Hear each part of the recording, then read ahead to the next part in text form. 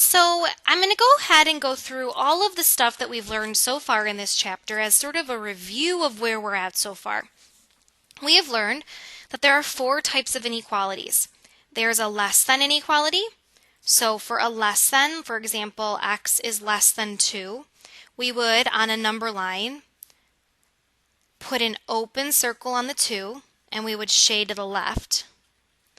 There are greater than inequalities. For example, x is greater than 2, which on a number line we would put an open circle on the 2 and shade to the right.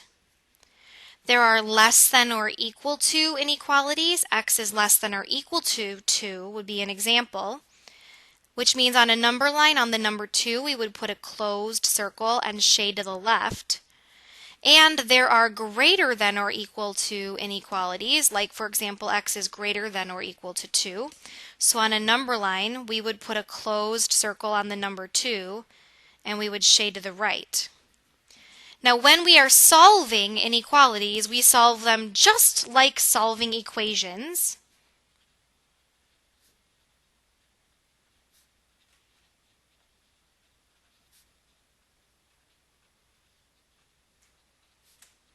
Except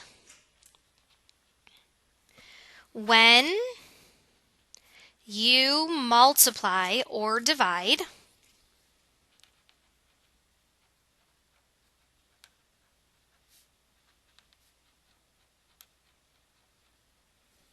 by a negative number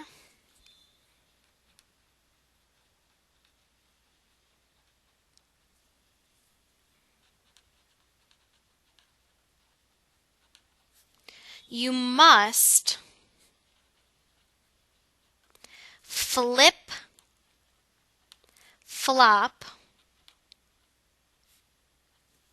the inequality symbol.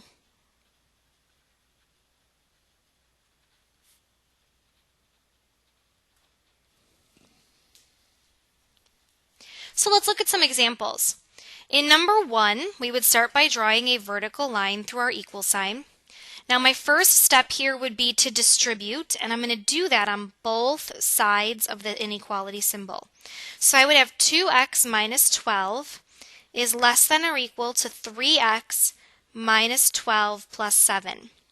Next, I would combine these like terms on the right-hand side. So I would have 2x minus 12 is less than or equal to 3x minus 5. Then I would need all the x's to be together. So subtracting 3x on both sides gives me negative 1x minus 12 is less than or equal to negative 5. And I would add 12 on both sides. So negative 1x is less than or equal to 7. Finally, I would divide by negative 1. And when I do that, I immediately think to myself, I am dividing by a negative number.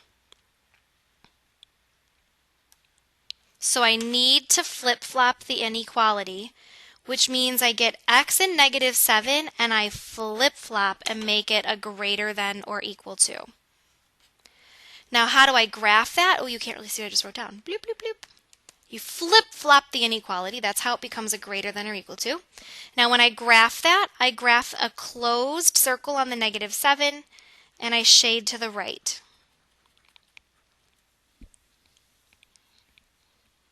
Now for problem 2, it's a little bit less complicated. I'm going to start by distributing the negative 2. So I get negative 2x minus 2 is less than 8. Then I would add 2 on both sides, and I get negative 2x is less than 10. And finally, I would divide by negative 2. Once again, right away I notice, I'm dividing by a negative number. So I'm going to flip-flop the inequality and change it to a greater than. Which means I would put an open circle on the negative 5 and I would shade to the right. After that, we learned about special types of solutions. So some inequalities have no solution. Like, for example, if you are solving and all the variables cancel, and you get something that's not true, like 7 is less than 4. If all the variables cancel,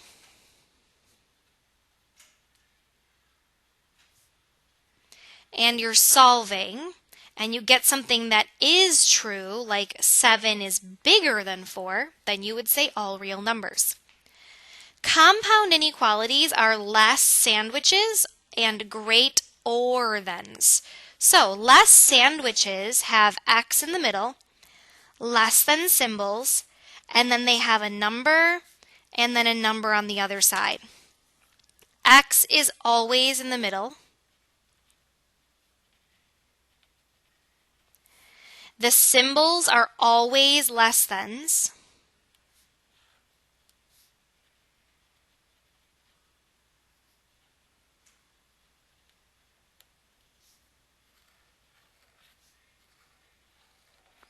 And the smaller number is always on the left, and the bigger number is always on the right. Great or thens have the word or in the middle, and then it's just two separate inequalities. X is less than 3, x is greater than or equal to 6. So we also learned we could solve these like we solved inequalities. Let's try number 3.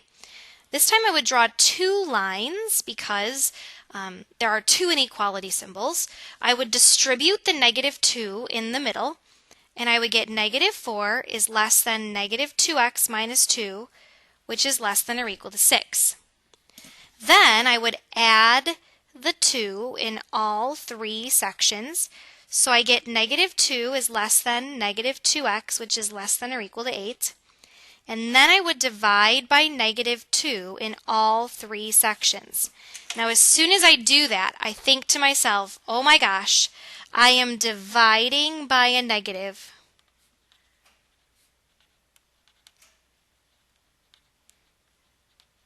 So those less than symbols are going to flip over and become greater than symbols. And I get 1, x, and -4. But that's not good. We don't want these to be greater than symbols. Remember, these are less sandwiches.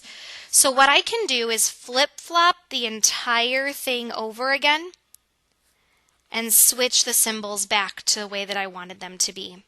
Now I would put a closed circle on the -4. I would put an open circle on the +1, and I would shade in between.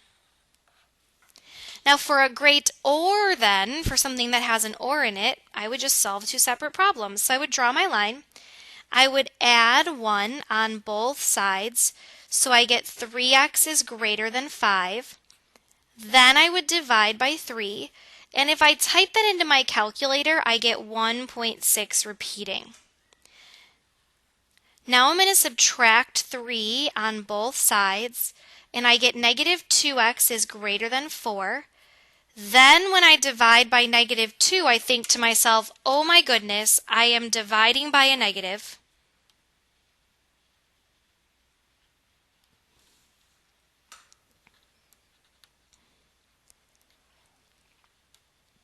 So I need to flip-flop my inequality symbol, and I get x and -2. Last but not least, I need to copy down the word or, which is one thing that students often forget to do. And then to graph, I would put an open circle on the 1.6.